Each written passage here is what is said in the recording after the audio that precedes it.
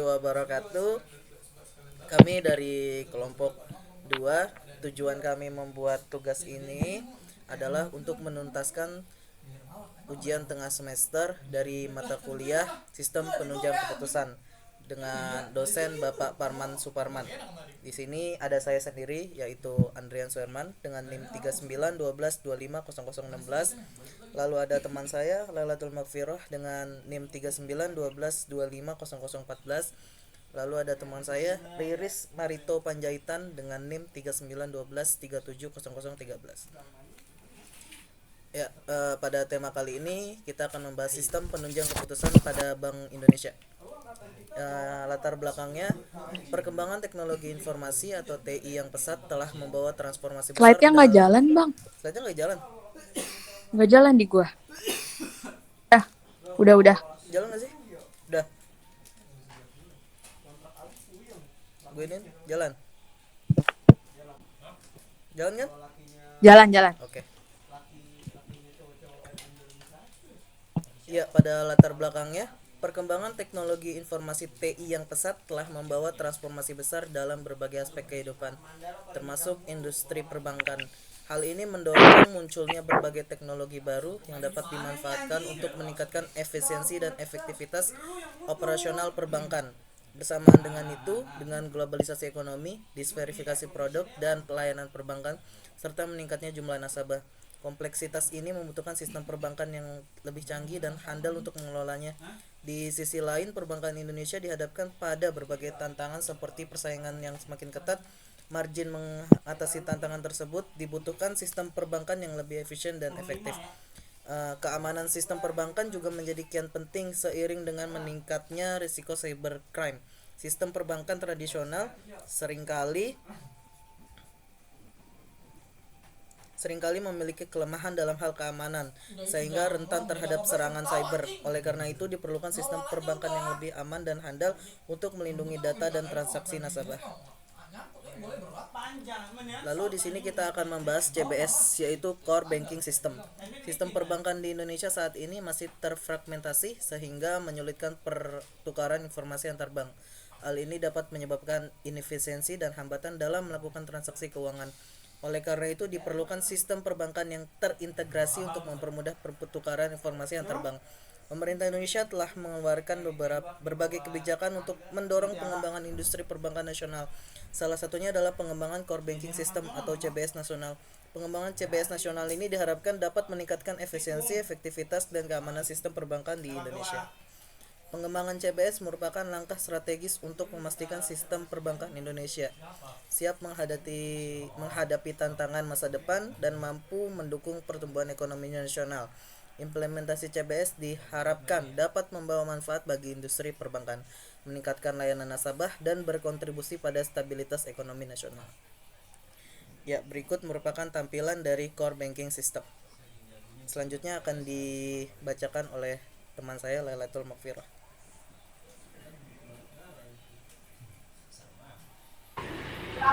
Oke, baik. Selanjutnya di sini ada BICBS. BICBS memfasilitasi penyelesaian transaksi nasabah BI, termasuk pemerintah, OJK, LPS, perbankan, dan lembaga internasional. Transaksi yang dapat dilakukan melalui aplikasi ini meliputi 1. Transaksi rupiah dan falas. Yang kedua, penatausahaan global bond pemerintah. Yang ketiga, penatausahaan dan pembayaran utang atau hibah pemerintah. Yang keempat, jasa advisory terkait loan agreement pemerintah. Yang kelima, penarikan pinjaman luar negeri pemerintah. BCBS juga menyediakan form perizinan tepat, implementasi perizinan pembawaan uang asing dan surat berharga syariah negara dan valuta asing atau SBSN Falas. Kemudian di slide berikutnya ada cara penggunaan CBS. Yang pertama, akses aplikasi BI CBS melalui website resmi Bank Indonesia. Lalu yang kedua, pengguna perlu melakukan registrasi terlebih dahulu dengan melengkapi data yang diperlukan. Yang ketiga, setelah registrasi, pengguna dapat login ke aplikasi dan menggunakan berbagai layanan yang tersedia. Lalu yang terakhir, panduan penggunaan aplikasi yang lebih lengkap dapat diakses melalui website Bank Indonesia atau dengan menghubungi layanan customer service BI CBS. Di slide berikutnya, ini ada gambaran use case diagramnya.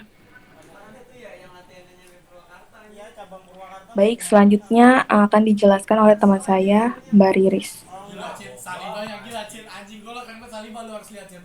Gila, Saliba kan back anjing bisa maju ke depan. Ih, ya di star monyet. Orang gue pernah pas lagi di Indomaret kan gue tanya lah bang udah lama. Baik, di sini saya akan melanjutkan yaitu tujuan pengembangan CBS. Satu, efisiensi operasional. CBS dirancang untuk menyederhanakan dan mempercepat proses transaksi perbankan sehingga bank dapat melayani nasabah dengan lebih cepat dan akurat. Dua, keamanan. Sistem ini juga bertujuan untuk meningkatkan keamanan data dan transaksi perbankan, mengurangi risiko penipuan dan kebocoran informasi. Tiga, integrasi dengan CBS diharapkan sebagai bank di Indonesia dapat beroperasi dengan sistem yang terintegrasi, memungkinkan pertukaran informasi yang lebih mudah dan konsisten antar bank dan lembaga keuangan lainnya. Manfaat CBS. Satu, peningkatan layanan nasabah. Nasabah dapat menikmati layanan perbankan yang lebih cepat, aman, dan andal yang akan meningkatkan kepuasan dan kepercayaan mereka terhadap sistem perbankan. Dua, kompatibilitas dan interoperabilitas. CBS memungkinkan berbagai sistem perbankan yang ada untuk beroperasi secara bersamaan dan kompatibel, sehingga meningkatkan efektivitas operasional secara keseluruhan. Tiga, peningkatan pengawasan dan regulasi. Dengan sistem yang lebih terintegrasi, Bank Indonesia dan Kementerian Keuangan dapat melakukan pengawasan dan regulasi yang lebih efektif, memastikan kepatuhan terhadap kebijakan dan peraturan yang berlaku. Dampak CBS terhadap stabilitas ekonomi. Stabilitas keuangan. Dengan meningkatnya efisiensi dan keamanan sistem perbankan, diharapkan stabilitas keuangan nasional juga akan meningkat. Dua, dukungan terhadap pertumbuhan ekonomi. Sistem perbankan yang lebih kuat dan efisien terhadap pendukung pertumbuhan ekonomi dengan memberikan dukungan yang lebih baik kepada sektor bisnis dan investasi. Terakhir, kesimpulan. Pengembangan CBS merupakan langkah strategis untuk memastikan sistem perbankan Indonesia siap menghadapi tantangan masa depan. Implementasi CBS diharapkan dapat membawa manfaat bagi industri perbankan, meningkatkan layanan nasabah, dan berkontribusi pada stabilitas ekonomi nasional. Sekian presentasi dari kelompok kami, semoga bermanfaat bagi kita semua.